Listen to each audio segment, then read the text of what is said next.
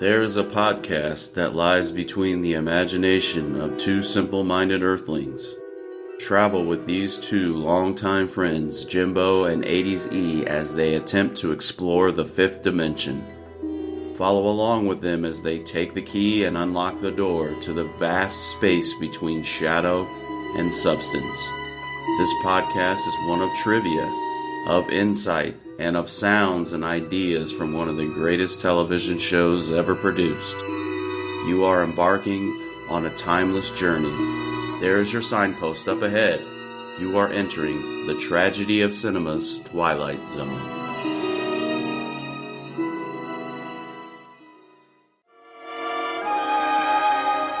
The residence of Dr. William Loren, which is in reality a menagerie for machines. We're about to discover that sometimes the product of man's talent and genius can walk amongst us untouched by the normal ravages of time. These are Dr. Loren's robots, built to functional as well as artistic perfection. But in a moment, Dr. William Loren, wife and daughter, will discover that perfection is relative, that even robots have to be paid for. And very shortly we'll be shown exactly what is the bill. Alright guys, welcome back to the Tragedy of Cinema's The Twilight Zone series. I'm your host Jimbo, and today joined once again by... 80s E, back in the fifth dimension. Hope everyone's doing well today. Today we'll be talking about episode 8 of season 2, The Lateness of the Hour. Something special about this episode, it is the first of the videotaped of the Twilight Zone. I think there's, a total of 6 episodes this season that use the videotape to save some cost effectiveness. Yes, and this is what I think of them. Eric, not a big fan of the videotaped episodes. I think it works in some instances, as in this episode, and also in a future episode, Night of the Meek, but we'll get to that. So, Eric, do you have any questions right off the bat? Or do you? I do actually. It's not pertaining to the Twilight Zone necessarily in any way. It's more of a this day in trivia sort of thing. So this is December 7th. Yeah, this is going to be a dead giveaway. You'll get this one really easy. But December 7th, 1941, it's a day that will live in infamy.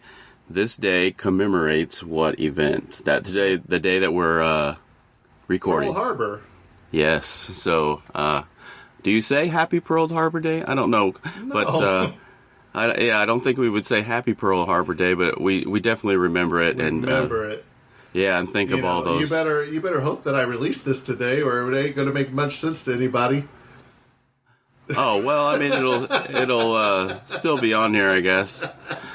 I guess I'll have to release it today. You're gonna maybe, but I was just thinking about that, and maybe I'll start doing trivia dates more applicable to the dates that these were filmed, the actual episodes. I just thought that was fun. I got one more for you. All right, Uh-oh. This one's homegrown. What famous southern Indiana native was born on this day in 1956? Do you know? Southern That's a little tougher. Indiana native. In what year? 1956. Southern Indiana. Are they still alive? They are. He is. I will say, just guessing, I'll say John Mellencamp. That would be a great guess, but no, the great Larry Joe Bird was born on this day. Pearl Harbor Day, 1950s. Yeah, so that's just a little fun way to get this party started, get it kicked off, since there's not much material here for the lateness of the hour. So I'll go ahead and... don't think there is. Well, you might have a bunch, but I don't have... I'll just forewarn you up front, I don't have hardly anything. So let me go ahead and dive right in here. The lateness of the hour... This is the Twilight Zone season number 2, episode number 8, and it was directed by Jack Smite, and it was written by Rod Serling. The original air date, first broadcast on December the 2nd, 1960, and maybe I should have done some trivia more applicable to December 2nd, 1960, but anyway. The total production costs for this particular episode are way down. As aforementioned, it was a videotaped episode, one of, what did you say, Jimbo, 6? Yeah, 6 episodes or 5? It's actually not way down. Oh, Okay, you might have more particulars on the line items, but what I have here in front of me, the total production cost of $33,269.89. So he's shaking his head at me. No, sir. It is $42,572.09. It's actually just $1,000 less than Nick of Time that we saw last week. Okay. Last week.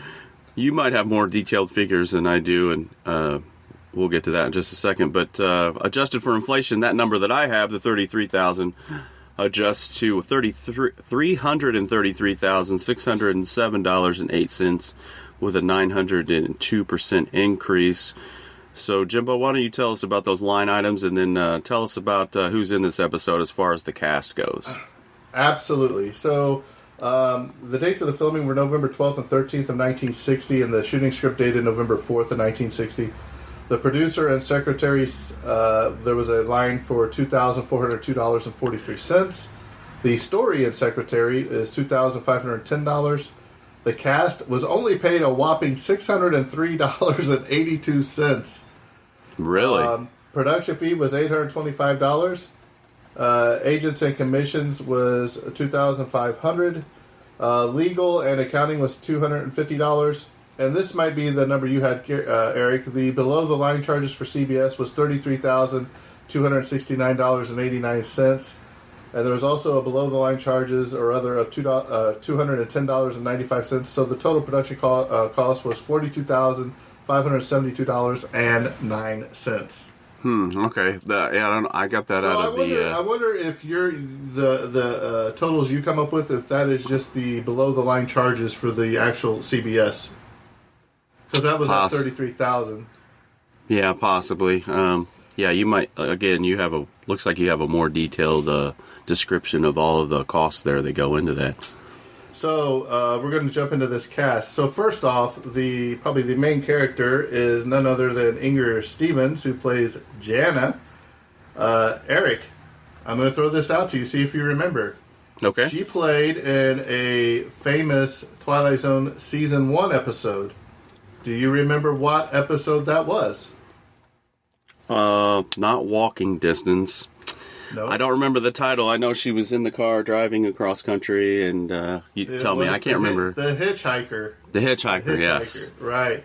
So, where she played Nan Adams from that famous episode in Season 1. If you want to go back and listen to that, you can. Yeah, a much better episode than this one. Sorry. She was also in Hang 'em High from 1968, where she played Rachel. Then you had John Hoyt playing Dr. Lauren. He was in When Worlds Collide in 1951. Also in Spartacus, where he played Ciar. I can't even read my writing. My gel pen went out. Caius, I think is what it says. But he was also Grandpa Kaniski on 82 episodes on Give Me a Break. So if you remember the old Give Me a Break, do you remember Give Me a Break, Eric? With I do. There was Joey also, Lawrence. Yeah. Irene Tedrow played Mrs. Lauren. She was in Empire of the Ants in 1977. Also, she voiced Aunt May in the Amazing Spider-Man cartoon for one episode. Tom Palmer played Robert. He was actually the casting director for Young and the Restless in around 1973 for about 45 episodes. He only had a few other roles. Mary Gregory. She played Nelda. She was in Sleeper in 1973, and she was also in the movie Yours, Mine, and Ours, where she was Sister Mary Alice. You had Valley Keene played Suzanne. She was in the Twilight Zone. Like, some of these didn't have hardly any acting credits outside of this. The Twilight Zone, maybe 2 or 3 other ones. Then you had Doris Carnes playing Gretchen, with another Twilight Zone. Then you had Jason Johnson. He played Jensen. He was in this Twilight Zone, but Eric, he was also in one of your favorite sitcoms. 5 episodes of The Andy Griffith Show, where he played Mr. Weaver, Mr. Blewett, and a councilman. And I love it. Yes, of course, the great Rod Serling himself, the narrator and the host for this episode. So there you have the small cast of The Lateness of the Hour. All right. Let's talk about a plot here. For this episode, Jana Lauren is an attractive young woman who lives at home with her parents. She feels suffocated living They're, however, surrounded by their many servants that in fact are human-looking robots created by her inventor father. Her parents are quite happy with the life they lead, but realize that they're going to have to do something about the rebellious Jaina, including revealing at least one secret they have kept from her. And Jimbo, that secret becomes pretty apparent early on in the, I guess it's you can kind of follow along pretty easly and discover that with this episode. Very early on in the episode. Yeah, you pick up on that pretty early in the episode. Let me just give you, as aforementioned, a little bit of technical specifications on this episode because they are a little different. The Lateness of the Hour was one of 6 Twilight Zone episodes shot on videotape instead of film in an attempt to cut costs. By November 1960, the Twilight Zone Season 2 had already broadcast 5 episodes and finished filming 16. However, at a cost of about $65,000 per episode, the show is exceeding its budget, and as a result, 6 consecutive episodes were videotaped at CBS Television City and eventually transferred to 16mm film, or kinescope, for syndicated rebroadcasts. Total savings on editing and cinematography amounted to only about $30,000 for all 6 entries, so they really didn't save a whole lot of money by doing this. I know it just killed Rod. Like, he was not a fan at all of, the budgetary cuts. The $30,000 was not enough to justify the loss of depth of visual perception, or perspective, which made the shows look like a stage-bound live TV dramas such as Playhouse 90, which was also produced by CBS, or even daytime soap operas, which at the time were quickly and cheaply produced live on 1 or 2 sets. The experiment was deemed a failure and never was attempted again, thankfully, for the rest of the time. Right, but also part of the cost-cutting measures that was used by the network, because they own their own studios, so they didn't have to rent equipment, stages, lots, costumes, and props from MGM. Cayuga found the figures were indeed much lower than film presentations. Films had to be developed and then edited and then scored. Videotape had its advantages, such as allowing Jim Brady to edit the tape scenes on the spot and avoid the cost of film development. So there's another little cost, what they tried to save in cost right there. Right. Just real quick, too, I've got more notes than normal on, specifications of technical stuff, but just want to talk a little bit about kinescope, because I did a little digging on it.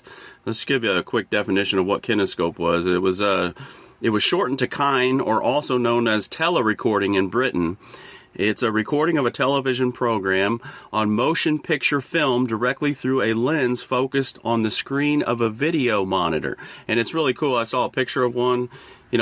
Hey kids, back in the day, way back in the day, in the infancy of television, guess what? They didn't have, recording devices. Everything, was when you had the camera in front of you and the little red light went on, you were on. The camera was on or off. It was all done, it's live television because it was brand new. But kinescoping was like a revolutionary breakthrough at the time, because they actually would set a reel-to-reel, 35mm camera, and it was set up on, I don't know, it looked like a big rolling cart. And again, like I just said, that lens was focused directly on a video monitor, and whatever they taped live on TV, they would record it on that kinescope on that 35mm, and then they would rebroadcast it. If you were on the West Coast and something was being broadcast on the East Coast, like a 4-hour time difference, and that they would, that was sort of the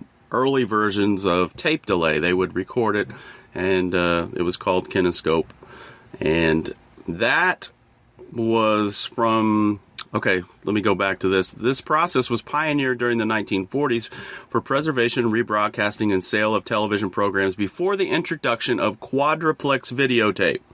And quadruplex videotape was revolutionary, and its origins were from 1956 and eventually superseded the use of all kinescopes for that purpose. So Jimbo, the best way I could describe like quadruplex videotape, I mean, you and I are probably familiar with it, but did you ever have a reel-to-reel like audio version of that, or knew someone? Yeah, well, that's basically what the quadruplex videotape was. It's those big reels, and they have the magnetic tape, and then they would record television programs from, like the mid-50s. So think of like I Love Lucy. I think it was recorded on, maybe, I'm not sure about I Love Lucy, but there were, TV shows who were recorded on quadruplex videotape, and then it was easier to rebroadcast on that. And then from there, the next generation would be like me and you in the 80s, VHS, video home recording, I think is what VHS,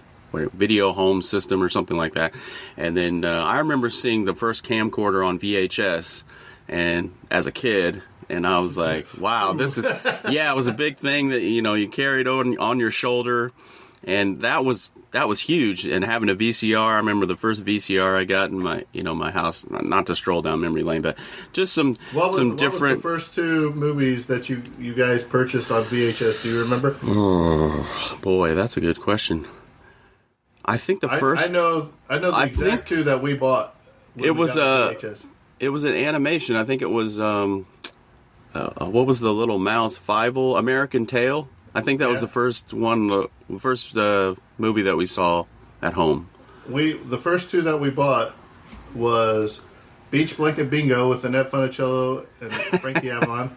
Yeah. And Indiana Jones and The Last Crusade. Oh, that was a good one. Those were the two I remember.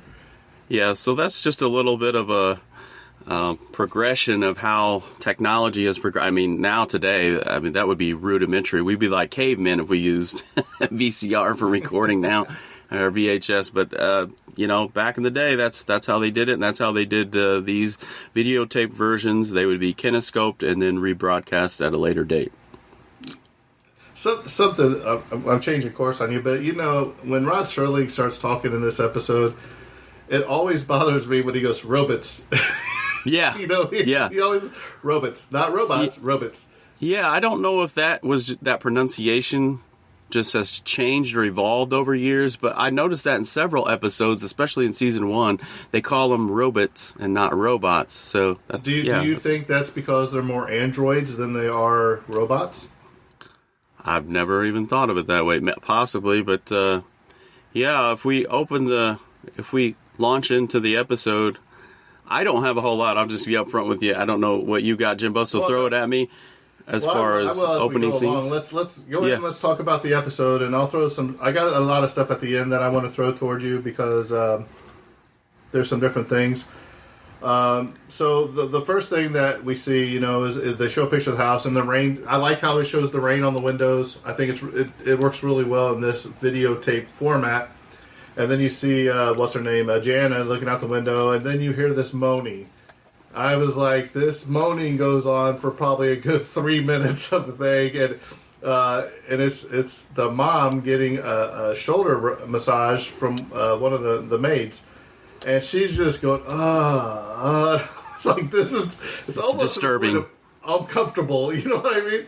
It's very cringeworthy. The dad's just sitting there smoking his pipe, reading a book or whatever he's doing. You know what I mean? And Jana's like, how come we don't ever go anywhere? We just stay here. I'd like to do something different. And she's getting mad at the maid. She's getting mad at the mom. And she's just like, I don't understand why we can't just open the windows, and it just goes on and on and on. Yeah, she starts out, doesn't she start out looking at a photo album, maybe? Right. Is that early or is that later? I think that's a little later on when she was looking at the photo album. Another interesting factoid, sort of, I guess. Rod makes his appearance very late in the episode as compared to other episodes. It's almost 7 minutes. Like 7 minutes or something, yeah. Yeah, 7 minutes into the episode before he delivers his monologue. Again, you're in the opening scenes, as Jimbo described, and I guess it's more toward the middle. This sort of builds this angst, and then it really almost builds into anger and frustration by Jana.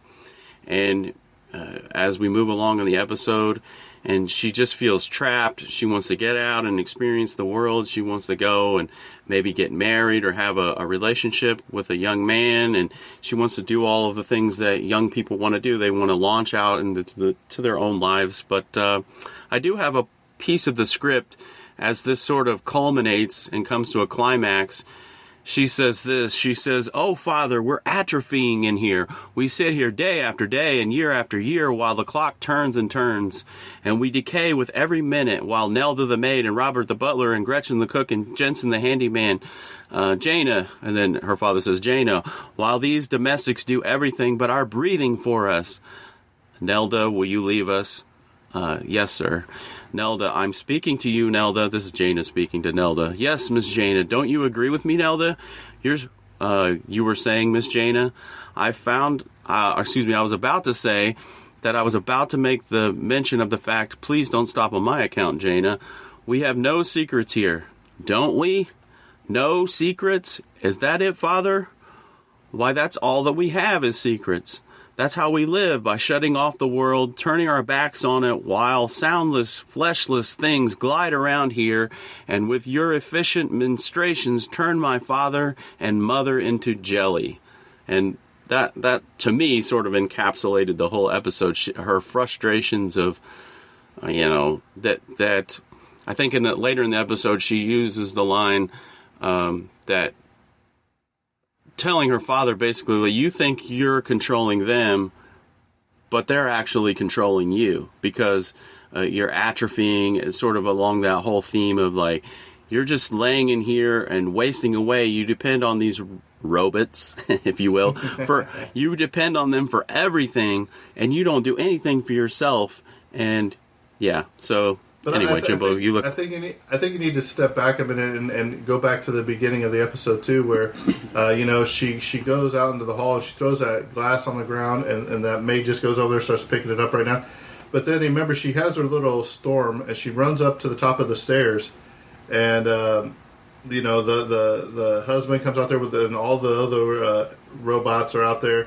And she ends up pushing that one maid down the stairs, and she just falls all the way down the stairs. And then she looks up with a silly grin, like, ha ha ha. Yeah, that was a kind of a creepy scene. Yeah, that was kind of cool how they did that. I did like that. I don't really have much of anything else. It's really the dialogue. I think it's well written. I will give it that credit. That the dialogue is good. Rod wrote a good dialogue between people, but. It's really a lot of the same. Jaina is just sort of on a monologue. She has a lot of lines here. Inger Stevens has a lot. She carries the bulk of the episode, I think.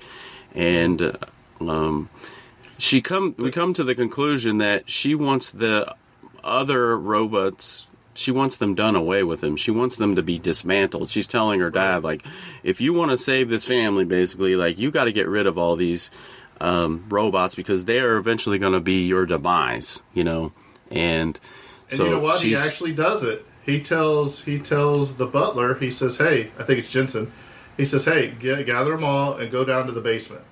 Yeah. But this is where you start seeing them all thinking, haven't I been the best maid? Haven't I been the best butler? Haven't I been the best cook? Haven't I been the best chauffeur? Whatever they're saying. And he's like, "Look, I gave you an order. Follow it." And that's where you see the butler open the door and they all start filing out. Now.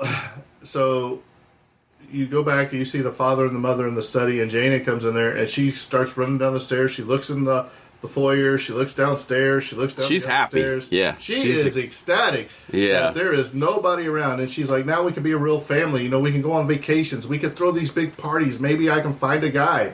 And the dad is just. You can tell the mom and dad are just. They've got another secret that they haven't let out yet. You know what I mean? Right.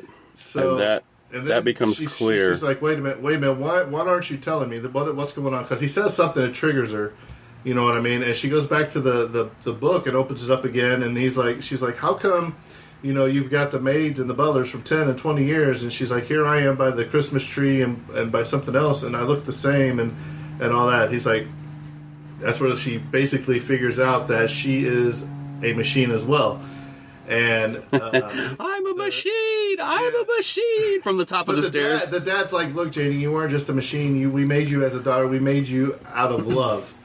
You know what I mean? And so she just can't handle it. She starts, she goes up to the top of the stairs and she has this big another climatic moment, and she falls down and the mom and dad are down there talking and she's like, "Oh, you're not going to do that." Or he's like, "No." He's like, I can't not picture her being in this house and she's been with us so long. And the mom goes over there and reaches up to the stairs, try to hold her hand. Well, the end of the show is the mom's sitting there starting her old growling again, or her old ecstasy moment where we're getting shoulders rubbed, and it fades up to the top, and it's none other than now Jaina, who now has a new name, and she is now the new maid of the house instead of their daughter. So, yep. Even though it was very easy to see, if you were paying attention to the dialogue at the beginning of this movie, it was very easy to see where this was headed. I still think it was really well written and it was really well done. So, Eric, I got a couple of questions for you. Okay. Did we start seeing the robots becoming self-aware, as Ingrid did, something like a throwback to Something About Machines? Do you think that they would have all came around and overthrown the mom and dad eventually? Or do you think they were just happy with the way they were programmed to carry on if Jaina would have never said anything? I mean, I think so. We talked about that in the Thing About Machines episodes and AI and all that, how they become self-aware. This was sort of the primitive version of that, right? So I think, yeah, probably eventually they would have become self-aware and they wouldn't want to be destroyed, just given more time. But let me give you a little statistic here. I have this kind of leads into this. I'll ask you a question. I guess it's a chart, really, and it's talking about the countries with the highest density of robot workers, okay? So this is installed industrial robots per 10,000 employees in the manufacturing industry, and this comes from 2017. So, Jimbo, if you had to guess what country has the highest number of density of robot workers per 10,000 employees, what country would you say is number one? And then I'll go ahead and give you the top six. Well, I know in my industry there is a lot of robots in my industry. In the automotive industry, there is a ton. But the way you're wording it, I'm not going to say it's the U.S. It's a country. Yeah, it's not U.S. I will give you that. I will say, if I had to guess, there's three that come to mind. I would say either Germany, Japan, or China. But I'll just go with Germany off the top of my head. Okay. Germany and Japan are in the top 5. Oddly enough, China is at the very bottom, which there is 1, 2, 3, 4, 5, 6, 7, 8, 9, 10, 11, 12, 13. There are 14, and Japan is at the bottom. The number one country is South Korea with 710 per 10,000. Singapore is number 2 with 658 per 10,000. What you guessed, Germany has 322 per 10,000, and Japan is number 4 with 308. The United States is number 6 with 200 robots per 10,000, and that's of 2017. So I thought that was kind of an interesting little tidbit there that we could throw in as it pertains to robots. But right. Jimbo, go ahead with your next question. You got another Eric, one for me? Would you take a robot maid to clean your house and do your dishes, such as Rosie from the Jetsons? Yes, absolutely, I would. Without question. You know how hard it is to keep this place clean? Do you have one of those? Do you have one of those vacuums now, the little circle things that you just hit and go? No, I'm strictly manual over here. I vacuum all on my own. Yeah. Here's an observation I had. Jaina keeps saying that, hey, why can't we go out to eat? You know what I mean? And he's like, well, we're going to just be cooked here. My question to you is, who does the grocery shopping?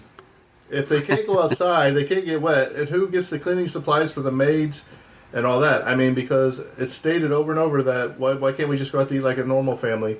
This is long before HelloFresh or Butcher Box. So Amazon, baby. how did they get their food? Yeah, Amazon, baby. I don't know. That's a good question. Let me throw one. Let me throw one at you. As far as questions and observation, was this a warning against the dangers of modern life, of conveniences and luxury? How even today, we all have the benefits of connectivity through vast technology, yet more and more, or more than ever, now people feel more isolated than ever before. So maybe this was it's kind of an open question. There's no real direct answer, but was this a warning of the dangers of, modern life and conveniences, that Rod was way ahead of the curve once again? Well, let's look at let's take a look back at the mom and dad of this episode. Well, they're terrible. Working. They're not working. He's obviously came up with these robots. Can you imagine how much money he could have made if he would have outsourced his findings of creating these robots? He would have been a billionaire, where he would have never had to work, and he wouldn't even had to worry about having androids because he would have had real maids at this point. But it never says what he did, and the mom, I don't think she ever did anything in her life according to this episode. You know what Except moan and groan. Well, this is true. Let me throw this in here too while we're on this. In the first of the tape shows, Serling tried to overcome the physical limitations imposed on him by making physical limitation a theme of the script. He said, quote, "I thought it had a good atmosphere to it," says director Jack Smite. "That's really what we were working on. I don't think the plot was that good, really, but when we were rehearsing it, we were working on atmosphere more than anything else, and I think we accomplished that." Then there's the ending of the episode in which Jaina, having discovered the truth about herself, is reprogrammed as a mindless maidservant. It's a surprising shock, and it packs a wallet. Particularly welcome is the presence of John Hoyt as Dr. Lauren. With a career that spans more than 5 decades, Hoyt is one of that small band of character actors who infuse individuality into every role they play, never letting a character become invisible or anonymous. Here he brings a cool and superior bearing, seeming totally believable as a restrained and brilliant inventor who is almost always in control. Yeah, I have a little something to say about him, and I'll drop it in right here. It says, what did I write? How devoid of compassion and pitiless is Dr. Lauren that he would erase Jaina's memory just because she became aware, air quotes, and wanted a life outside the 4 walls of their home. Not only that, he recalibrated her to only serve his needs as a maid. Why didn't he program her to be another daughter with different memories? Because remember, he had the memory track that was the thing that he installed. That's mentioned several times in the episode. He could have given her another memory track as a daughter, but he didn't, because to him, the robots were only there to serve his wants and frivolous desires of its maker. That's what I wrote. And he seems like a really docile, nice, kind man, but when I dig down, that life of luxury trumped everything for him and his wife. Otherwise, he would have created another daughter robot. He did it once, but he made her a maid in the end because he couldn't be without, his benefits of having a robot do everything for him. Why would you even keep a picture book? If they would have never had the photo book, none of this would have ever been a problem because she wouldn't know what a picture was. She doesn't go outside. She has memories, you know what I mean? But if I was them, I wouldn't have had a picture book in there to begin with, or photograph of anything, of anybody, because she's like, well, you got photos of all these mates. And had he done it, has he done this before? Has he reprogrammed somebody else? Oh, without doubt. Without doubt he has. Yeah. Right. And I'm not even so convinced that he even destroyed the other robots when he went down to the basement. I know I know he didn't. No, absolutely not. I think maybe the girl that was massaging the mom at the beginning became the daughter now. Yeah, maybe. But I thought it was interesting that he gave her an entirely new name too. You know what I mean? Jaina, a new name at the end. I forgot her name at the end of it. Okay. So yeah, I'm about at the end of the episode, but I didn't catch that. So yeah. Yeah, but when she's rubbing her shoulders, she's like, "Oh, that'll be enough." I just watched it, so I can't remember the name she gave. That really turned me off. Besides the moaning and groaning of the episode, it was really unsettling. That's the worst part of it. I know I've mentioned it several times. I don't mean to beat a dead horse, but just the compassionlessness he comes across. Dr. Lauren comes across as this great man, and quiet and amicable, like nice, grandfatherly type guy, and Jaina's existence was only because he wanted to serve a need in his own life, and we couldn't have a child, so we're going to create a robot. It wasn't done out of the benefit of humanity or, to serve some higher purpose. It was just to serve himself, which, that goes back to we could have a long discussion about human nature and why people do what they do on a human nature level. And yeah, it was very self-serving, and it just really, I don't know, it turned me off. I guess I'm... Well, to me, I think it's easy to see from this episode that they didn't have very many friends. Right. If they had any at all. I think that's because they've been in that house so secluded that they made the robots their friends, you know what I mean? Or the androids their friends and their family, as you see. They're very... The mom and dad are just really weird people. But if you have everything you need... Eric, if you had... that house had to be paid for something. He was an inventor, so he had to sell something to get that big mansion he had. If you had everything you need, would you still work? If I had everything I need, would I still work? Yeah, I would, because I have a philosophy. But you wouldn't you wouldn't be doing the job you're doing now. I can almost guarantee you. No, I wouldn't be doing that. But I would be trying to do something for sure. But Jimbo, go ahead and what's your overall take? I know you like this episode better. Why don't we go ahead and give our overall takes? I think that this, from the cost savings that they wanted to do, I think they did the best that they could do with what they were given the budget to do. When I first watched this episode, to me, it's like when you watch a regular movie and then you watch something in 4K ultra high definition. Even though it looked like the videotape, it's just because since we have been watching all these Twilight Zone series on the regular formatted thing, and they throw this at you, it kind of vibrant and it stands out to you in more than a way. Is the story something that's going to stand out? Probably not, but it was very easy to decipher, and even though I knew where it was going, I still liked the road that they traveled to get there. To me, this had the classic Twilight Zone twist at the end, even though you saw it coming. Unlike last week's Nick of Time, there was no twist to it. It was just, we're getting out of here, out of this town. So for me, I think this is probably right around a 7.5 episode. It's not top tier, but it's definitely not at the bottom. But we'll see because there's some other ones coming up that I think are worse than this movie, or worse than this episode by far. So that's my take on it. I enjoyed it. I don't think there was a problem with it. Yeah. So just to answer our earlier question, they rename her Nelda at the end. Nelda. That's what it was. So that was the original maid's name. They just renamed Jaina to Nelda so they can compartmentalize it in their mind. Do you think that maid probably went to Jaina then? If she's still around and not in 1,000 pieces, and that's kind of, I guess up for debate. My overall take, just quickly, and we can wrap this baby up.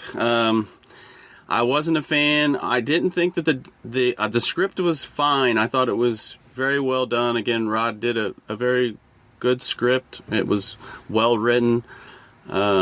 But the production, I just could not get over the production. I thought it was distracting. And then again, not to mention it again, but the moaning and the groaning. The lady, what was her name again, that played Mrs. Lauren? Irene Tedrow. I'm sorry. She gave a horrible performance. I mean, top to bottom. I don't know if it was lines. I know she had other parts, but she was absolutely terrible. Not only for the sounds and grunts and all that stuff, but her lines just they seemed like over the top, or they were overplayed. And anyway, well, that's probably not her fault. She's probably just doing what the script called for. Don't defend her, Jimbo. I'm defending her a little bit. I mean, I'm just saying, if they're paying you, but let's not forget, Eric, that the casting only was paid $603.82 for this movie, or this episode. Okay, sorry. Okay, adjust that for inflation. That's probably a decent wage.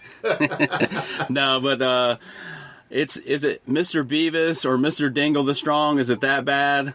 No, it's not that bad of an episode. We haven't got to Mr. Dingle yet, so yeah. Well, we did cover Mr. Beavis, and that one was pretty bad. Eric isn't as bad as the Mighty Casey. Yeah, that would be another one that ranks really low. I would put this one probably at a strong 5.5. It might inch up to number 6. In IMDb, it's a 7.1. I think it's a little high for that number, but I just couldn't get over the production.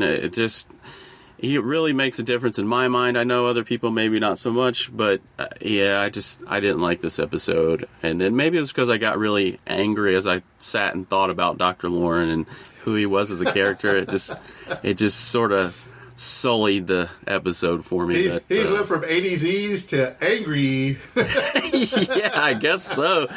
But yeah, I definitely would give this one a on the episode. Price is wrong, Bob. Yeah.